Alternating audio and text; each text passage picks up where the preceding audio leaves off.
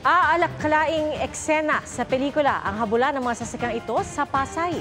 Ang puting van kolorum umano kaya hinahabol ng mga otoridad. Ayon sa Special Action and Intelligence Committee for Transportation, sinubukan nilang sitahin ang van. Pero imbes na sumunod, humarurot ito patungong rampa ng Skyway sa Nicos. Nakuha nila ang plate number ng sasakyan at naglabas na ng show cause order ang LTO para sa operator at sa driver nito. Magandang hapon po.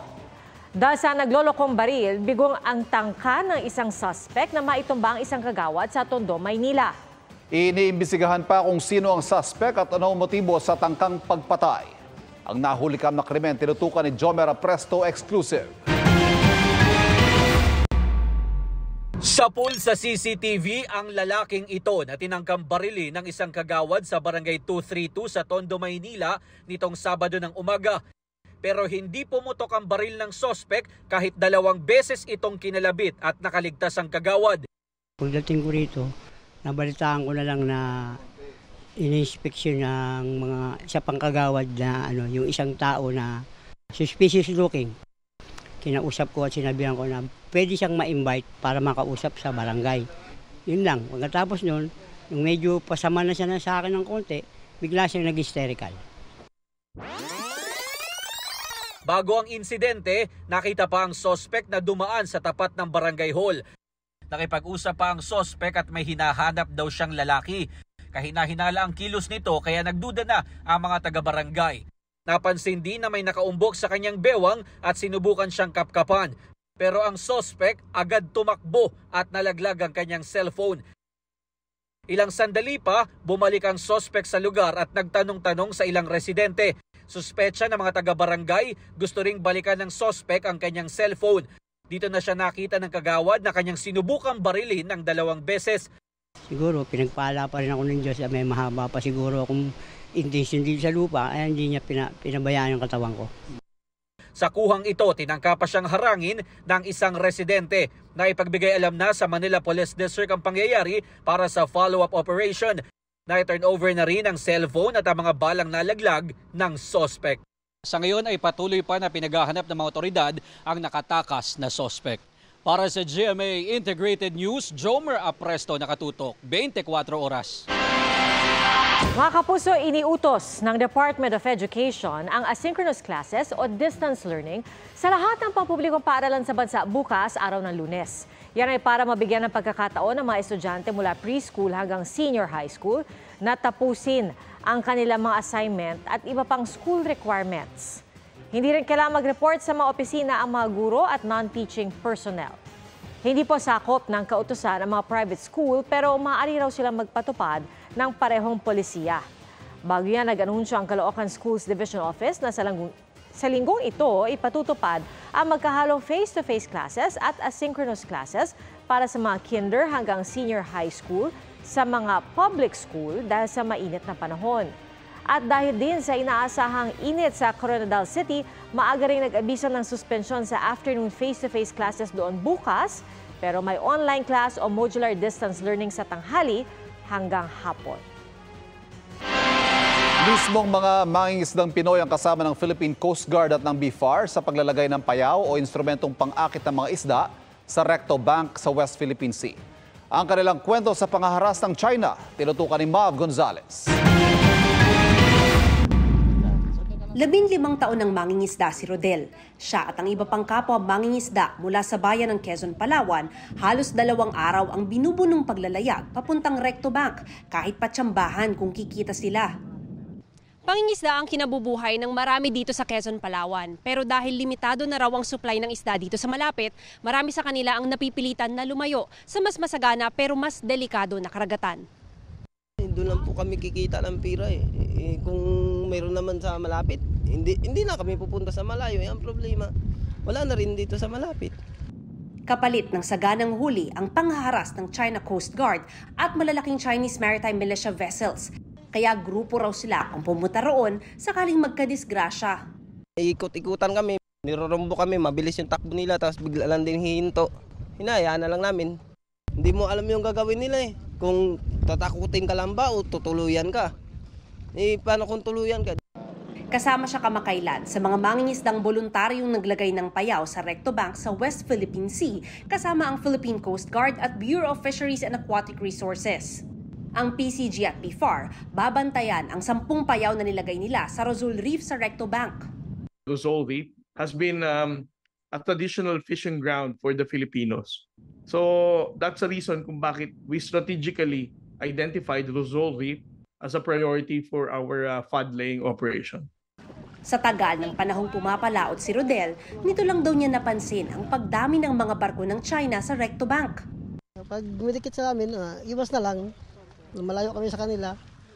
Total, mayroon din namang nag-assist na BFAR doon. Doon kami lumalapit. Habang nagigiraan ang mga barko ng Pilipinas at China sa West Philippine Sea, ang maliliit na mangingisdang gaya ni Rodel at Janjan, simple lang ang hiling. Ang dasal lang namin ay walang mangyaring sa amin na makarami ng huli. Makauwi ng maganda para mayroong pang sa pamilya. Gusto lang namin na maayos yung presyo ng isda. Maproteksyonan natin yung sa atin. Ibang bansa naman yung umaani ng yaman natin. Mula rito sa Palawan, para sa GMA Integrated News, Mav Gonzalez, nakatutok, 24 oras. Nagliyab sa gitna ng kalsada ang delivery van na yan sa Aragay, Camarines Sur. Sa bilis ng pagkalat ng apoy, hindi na naisalba ang mga laman nito na dadalhin sana sa Naga City. Patuloy ang investigasyon ng Bureau of Fire Protection. Bahagyang sumikip ang daloy ng trapiko dahil sa sunog. Bistado ang balak ng isang dalaw sa kulungan ng magpuslit ng droga at yosi. Ang kontrabando itinago raw sa ari ng suspect. Nakatutok si Nico Wahe. Conjugal visit ang pakay sana ng 45 anyos na babaeng yan sa Caloocan City Jail nitong Biyernes ng hapon. Pero ang babae, hindi na umabot pa sa piling ng kanyang mister sa kulungan. Nadiskubre kasi ang balak nito magpasok ng illegal na droga. Nakalagay sila sa isang plastic tapos sinisit sila ng kondom. Tapos in-insert sa, alam naman natin yung private, very elastic yan. Papasok talaga po. Bukod sa 6 na sachet ng mga hinihinalang shabu, may kasama pang 6 na pong stick ng sigarilyo sa kodom at itinangkaring ipuslit, may mga aluminum foil din kasama. Ayon kay Jail Superintendent Jerome Verbo, warden ng Caloocan City Jail, lahat ng dalaw sa City Jail ay subject for search. Kung makikita nyo doon sa gate kanina, may room doon na private room. Sinesearch talaga. Lady personnel din ang nagsesearch. Bawal po yung mag-search yung lalaki sa mga babae. Ayon kay Verbo, may kinalaman din sa illegal na droga ang kaso ng mister ng babae. Illegal possession of drugs ang kaharaping kaso ng suspect na nakakulong na sa isang temporary facility ng BJMP. Hindi na muna pumayag ang Caloocan City Jail na makapanayamang suspect dahil gumugulong na ang investigasyon. Para sa GMA Integrated News, Nico Wahe, nakatutok, 24 oras. Mga kapuso, gusto niyo bang makatikim ng authentic Thai food? Tampok po ang mga yan sa isang street food festival sa Makati City. At nakatutok, si Jamie Santos. Craving authentic Thai food pero kapos ang budget pa Thailand? Pwedeng malasap ang Thai feels ngayong weekend sa Thailand Philippine Street Food Festival sa Thailand Rada Street, Makati City. And this is historic one. Rada Thailand was established in 1997 to name this street Rada Thailand Street. At the same time, the street in front of the embassy, the Philippine embassy in Bangkok, was named Philippine Street as well. Pila sa mga food stall na nagtatampok ng mga kilalang Thai food tulad ng Pad Thai at pork and chicken krapao. Ano pong kinikrave nating Thai food? Yung mango sticky rice po. Bakit po, sir? Masarap kasi. Parang siyang Filipino food na suman. Pero may mango. Pad Thai tsaka Tom Yum. Bakit, sir? Ano bang taste na distinct sa kanila gusto nyo? Medyo manamis-namis tsaka spicy. Ang Thailand Philippine Street Food Festival ay bahagi ng pagdiriwang ng 75th anniversary ng diplomatic relations ng dalawang bansa. Has been very close at all levels, government to government, business to business, and people to people as well. Para sa GMA Integrated News, Jamie Santos, nakatutok, 24 oras. Malawakang forest at grass fires at mag-inang natrap sa natupok na bahay. ang mga sunog sa probinsya sa pagtutok ni CJ Torida ng GMA Regional TV, 1 North Central Luzon. Sumiklab ang grass fire sa Bulubunduking Barangay sa Oslob, Cebu kagabi. Ayon sa BFP, aabot sa 70 hektarya ang apektado. Naging hamon sa mga bumbero ang malakas na hangin kaya't inabot ng alas 2 ng madaling araw kanina bago tuluyang naapula ang apoy. Walang naitalang nasaktan sa sunog na inaalam pa ang sanhi. Nagka-forest fire naman sa Barangay Lawag, Aguilar, Pangasinan. Ayon sa mga bumbero, pahirapan ang pag-apula sa apoy dahil sa layo ng bundok at walang daanan. Bagamat nawala ng apoy kaninang madaling araw, nagabantay pa rin ang BFP. May naitala ring forest fire sa kalapit na Barangay Manlukbok at Barangay Salumage. Inaalam pa ang sanhi ng sunog at lawak ng pinsala. Ayon sa BFP, taon-taong may naitatalang sunog sa bundok tuwing tag-init. Di lubos maisip ni Leonarin na bangkay na niyang madadatnan ng kanyang kinakasamang si Nicole at 5 buwang gulang nilang anak sa pag-uwi niya sa Arayat, Pampanga. Nasa Maynila siya nang nasunog ang kanilang bahay at matrap ang kanyang mag-ina. Matutulungan ko po yung mag-ina ko po. Nandito po. Marami daw pong tumutulong kaso yung gas pumutok tapos yung motor pa. 6 pang katabing bahay ang nadamay. Ayon sa BFP, gawa sa light materials at dikit-dikit din ang mga bahay kaya mabilis kumalat ang apoy. Problema sa linya ng kuryente ang tinitinang pinagmulan ng apoy. Para sa GMA Integrated News, CJ Torida, nakatutok, 24 oras. Kung taga Metro Manila ka at napansin mong humina ang tulo sa iyong gripo sa gabi at madaling araw, dahil yan sa pagbabawas ng pressure ng tubig na aprobado ng MWSS. Nakatutok si Jamie Santos. Para sa mga timbahay ngayong mainit ang panahon, water is life. Kaso hanggang sa bahay ng ilan, dumadaloy ang problema. Mahina lang yung daloy ng tubig. Ayon sa Pag-asa, nasa 196.82 meters ang level ng tubig sa Angat Dam ngayong araw. Mas mababa sa 212 meters na normal water level nito. Angat Dam ang nagsusuplay ng tubig sa buong Metro Manila. Mataas pa rin naman yung ating level ng Angat. Kung pagbabasihan po ay yung rule curve. Ano po ang ibig sabihin ng rule curve? Opo, yun po yung yung para sa flood control natin, yung sa domestic use, mataas pa po siya. Makakayanan pa naman daw nitong matugunan ng pangangailangan sa tubig sa Metro Manila. Pero kapag mas bumaba pa ang tubig sa Angat, maari raw maapektuhan ang irigasyon patungong Bustos.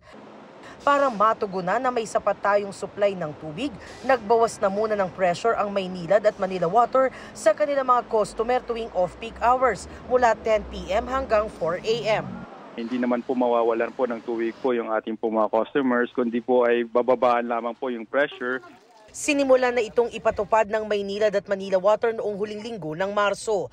Sa ngayon po ay hindi pa natin masabi kung hanggang kailan po itong ating pong pagbabawas. Kailangan po natin tipirin po yung existing po na binibigay po ng Angat Dam kasi ayaw po natin, Ms. Connie, na umabot po siya hanggang critical level or minimum operating level po ng ating Angat Dam. Inutusan na rin daw ng MWSS ang kanilang concessionaires na ihanda ang kanilang mga mobile water tank sakaling kailanganing magrasyon.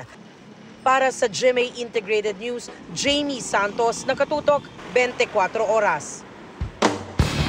Kasing init agad ng panahon ang mga laban sa pagbubukas ng NCAA Season 99 Volleyball Tournament ngayong araw. At tinutukan yan ni EJ Gomez. Present ang 10 NCAA schools sa formal na pagbubukas ng NCAA Season 99 Volleyball Tournament. Dumalo sa opening ceremony ang mga opisyal ng NCAA Management Committee sa pangunguna ni Season 99 Chairman Paul Supan at NCAA Season 99 Volleyball Tournament Chairman Francisco Gusi Jr.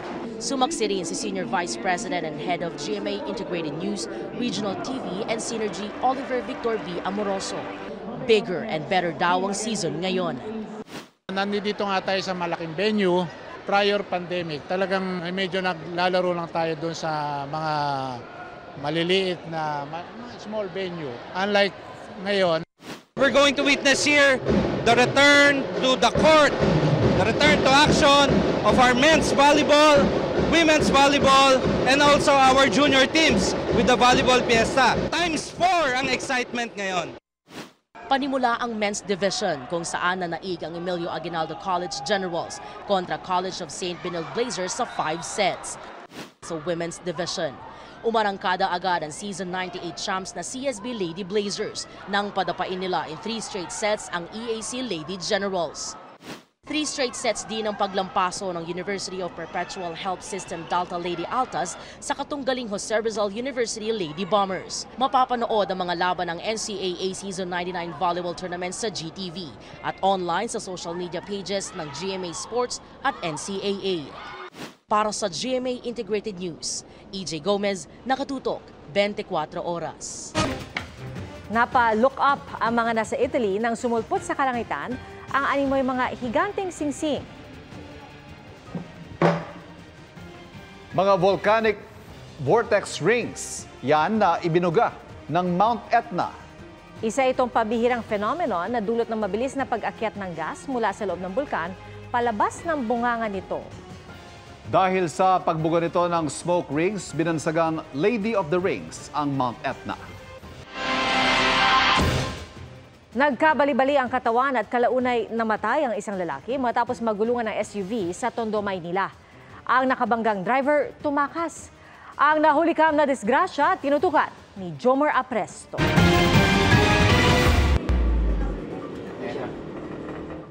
Umupo ang lalaking ito sa harapan ng SUV na nakaparada sa Yuseco Street sa Tondo, Maynila nitong Biyernes ng hapon. Pagsakay ng pasahero, biglang umandar ang SUV at nagulungan ng lalaki. Hindi niya namalayan na may tao pala doon sa unahan po. So nagulungan niya harap likod ng sasakyan po niya. Ang biktima, isa daw pedicab driver at nangangalakal sa lugar. Kita rin sa CCTV na hindi agad dinala sa pagamutan ng biktima. Kasi yung driver pumara ng tricycle para isakay yung biktima doon sa sa tricycle. Bigla na lang daw tumakas ang driver ng SUV kaya't ang tricycle driver lamang ang nagsugod sa ospital. Dahil sa takot na mapagbintangang siya ang nakasagasa, ibinalik daw ng tricycle driver ang biktima sa Yuseco Street. Dito na dumating ang pamangkin ng nasagasaan. Nung pagkakita ko po sa kanya, naliligo po siya sa sarili niyang dugo. Binuhat po namin siya ng kapatid ko, tinakbo namin siya ng Jose Reyes. Pagdating po namin doon, pagbaba ng tricycle, sabi agad ng 2 doktor, galing na daw po yung tito ko doon. Nagtamo ng bali sa iba't ibang bahagi ng katawan ng lalaki na nagresulta sa kanyang pagkamatay. Problema ng pamilya ngayon ang gastos sa burol at pagpapalibing na aabot sa halos 100,000 pesos. Nai-report na raw nila sa pulisya ang nangyari at hinahanap na ang driver ng SUV. Sumuko na lang po siya. Makipagtulungan po siya sa amin. Huwag po siya magtago. Kasi magiging wanted lang po siya. Lalo niya lang pinalilit yung mundo niya. Para sa GMA Integrated News, Jomer Apresto, nakatutok 24 oras.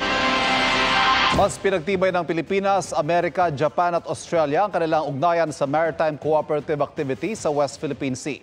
Pero ang China nagsagawa rin ng sariling military combat patrols sa South China Sea. Narito ang report. Umarangkada ngayong araw ang Maritime Cooperative Activity ng Pilipinas, Amerika, Japan at Australia sa West Philippine Sea para pagtibayan ng regional at international cooperation ng 4 na bansa. Naglayag ang BRP Gregorio del Pilar at BRP Ramon Alcaraz ng Pilipinas, USS Mobile na littoral combat ship ng Amerika, HMAS Warramunga na tribal class destroyer ng Australia at JS Akebono na destroyer ng Japan Maritime Self-Defense Force. Nang matanong kung pagpapakita ng puwersa laban sa China Maritime Cooperative Activity, sabi ng Department of National Defense, we're just practicing what is allowed under international law. As I said, it's a show of unity. If they consider it a show of force, that is up to them. But what we're doing is something that's practiced by all civilized nations in the world. Ang China, tinapatan nito ng kanilang sariling military combat patrol sa South China Sea. Hindi nagbigay na iba pang detalye ang People's Liberation Army ng China, pero pasaray nila, under control ang lahat ng military activity na anilay nakakagulo sa South China Sea. We already expect that they will malign through propaganda what we are doing in this MCA. Walang disputed area dyan. Sapagkat yan ay ating EEZ. It has already been ruled in 2016 by the Arbitral Tribunal na ang 9-line ng China ay walang visa dyan. So atin yan, it is not in dispute, it has been settled. Sabi naman ni Senador Francis Tolentino, hindi inuudyok ang China sa pagsasagawa ng maritime cooperative activity ng apat na bansa. Sa halip, layo nitong ipaintindi sa China na ang pagkakaroon ng kapayapaan at stability sa rehiyon ay makabubuti rin para sa kanilang interes. Ngayon pong mainit ang panahon, delikadong mabilad sa init sa loob ng sasakyan. Pero hinay-hinay rin daw sa pagtodo ng aircon. Alamin ko bakit sa pagtutok ni EJ Gomez. Aircon bus ang sinakyan pero nakapayong pa rin sa loob. Kung nakatapat ka sa tirik na araw at wala pang kurtina sa bintana, kahit ang lamig ng aircon, wala raw talagang talab. At ngayong tag-init ang mga road warrior kung maipit sa matinding traffic at sa loob ay masisiksik, talagang masusubok ang pasensya. Nagdadala ng panyo, tsaka pamaypay para maibsan yung init. Paano pa kaya yung mga nasa manibela? Tinitiis na namin para makadala ng pangkain sa pamilya namin. Kahit manlakas ka ng aircon ko pero tagaktak pa rin yung pawis kasi sobrang init. Ayon sa pag-aaral ng University of Florida, pwedeng umakyat sa 37 degrees Celsius o higit pa ang temperatura sa loob ng sasakyan kahit nasa 24 degrees Celsius ang temperatura sa labas. Di hamak na mas mainit dyan ang temperatura sa Pilipinas. So ngayon, ang ginagawa ko, bine-ventilate ko muna yung aking sasakyan by opening the windows. Mino-open ko rin yung doors. Kaya ngayong tag-init, iba yung pag-iingat ang payo ng Automobile Association of the Philippines.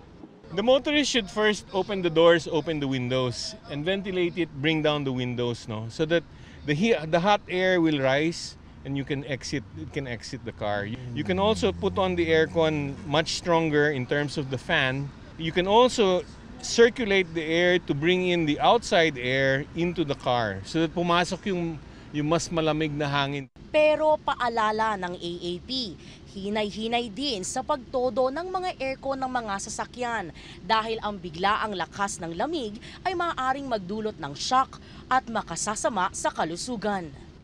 Kung masiraan sa daan, agad humanap ng masisilungan. Payo rin ng Health Department, lumabas ng sasakyan at huwag magtagal sa sasakyan para lang sa aircon dahil sa peligro ng carbon monoxide poisoning. Para sa GMA Integrated News, EJ Gomez, nakatutok 24 oras.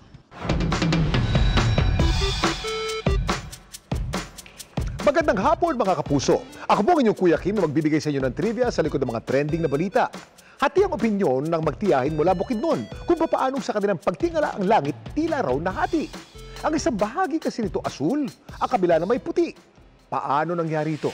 Abot langit ang pagtataka ng magtiyahing Jovelyn at Carl habang nag-igib kasi ang dalawa sa kanilang bayan sa Quezon, Bukidnon. Ito ang kanilang nakita. Ang langit tila raw nahati.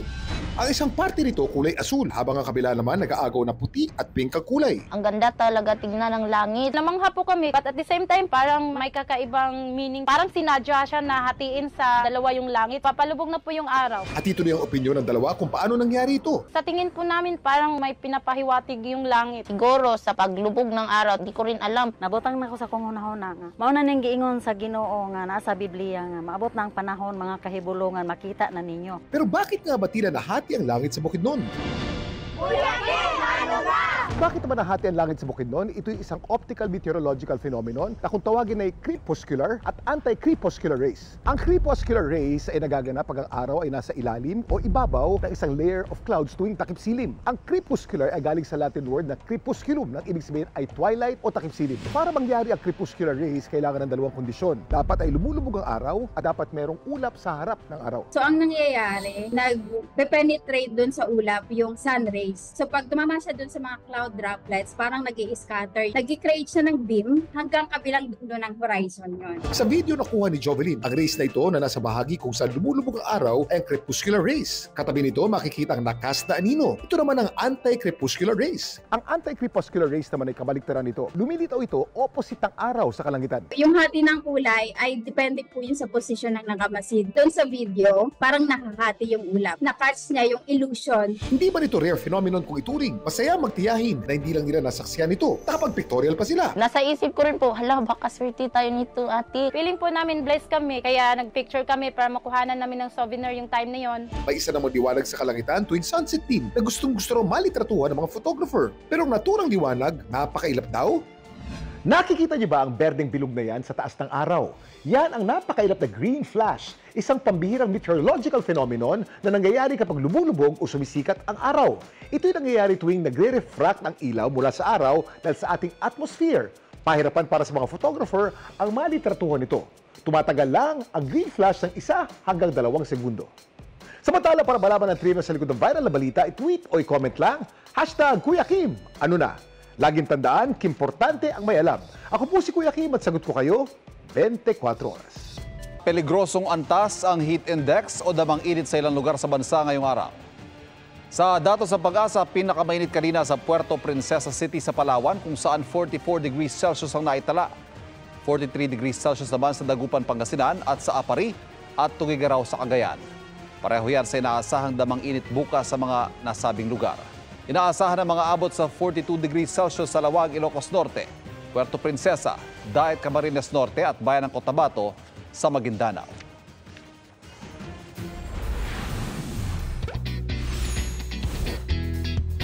Perfect to beat the summer heat ang isang ilog sa Camarines Sur dahil ang tubig pwedeng inumin. Ang Paculako River sa Bayan ng Ragay, patok dahil sa malamig at crystal clear na water nito. At hindi lang malamig, malinis din kaya pwedeng inumin ang tubig. Libre lang din ang pagtampisaw rito at pakiusap ng mga residente panatilihin ang kalinisan sa ilog. Power performance ang hatid ng P-Pop Kings na SB19 sa Aurora Music Festival. At magical stage naman ang inihanda ng All Out Sunday sa special birthday prod ni debutant Sofia Pablo. Narito ang aking chika. Welcome to Womanhood, Sofia! Magical and surreal ang birthday treat ng All Out Sundays for Kapuso debutant Sofia Pablo. Fab and glowing ang teen star wearing an elegant gown sa kanyang 18th birthday special prod. Siyempre, di mawawala ang classic 18 Roses with special participation ng kanyang fellow sparkle artists. To bring more kilig, ang kanyang last dance of course, ang other half ng Team Alfia, si Allen Ansay. Isa lang naman talaga laging sinasabi ko sa'yo na wish ko sa'yo. Maging happy ka lang talaga. Yun o! Kasi alam ko deserve mo yan. At hindi ako magsasawang ulit-ulitin sa'yo na lagi ako nandito para sa'yo. Ngayong 18 na ako, I'm excited for growth personally po. And of course, sa career ko.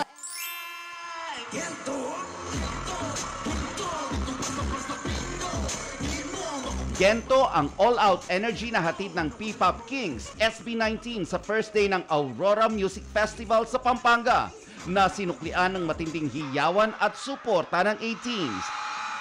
Aurora Music Festival,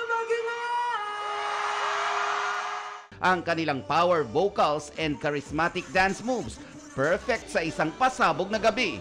Present ang ilang OPM bands, at inabangan din ang night glow ng mga higanteng hot air balloon na may iba't ibang disenyo. Dancer J-Hope is back sa kanyang latest IG post.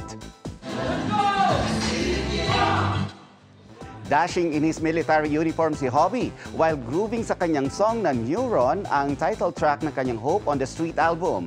Ang Army all out ang support kay J-Hope na ongoing ang military service. Flooded with hearts din ang ilang isinare na photo snippets ng global superstar. And that's my chika this weekend. Ako po si Nelson Canlas. Pia, Ivan? Salamat, Nelson. At yan po mga kapuso ang mga balita ngayong weekend. para sa mas malaki misyon at mas malawak na paglilingkod sa bayan. Ako po si Pia Arcangel. Ako po si Ivan Mayrina mula sa GMA Integrated News, ang News Authority ng Pilipino. Nakatutok kami 24 oras.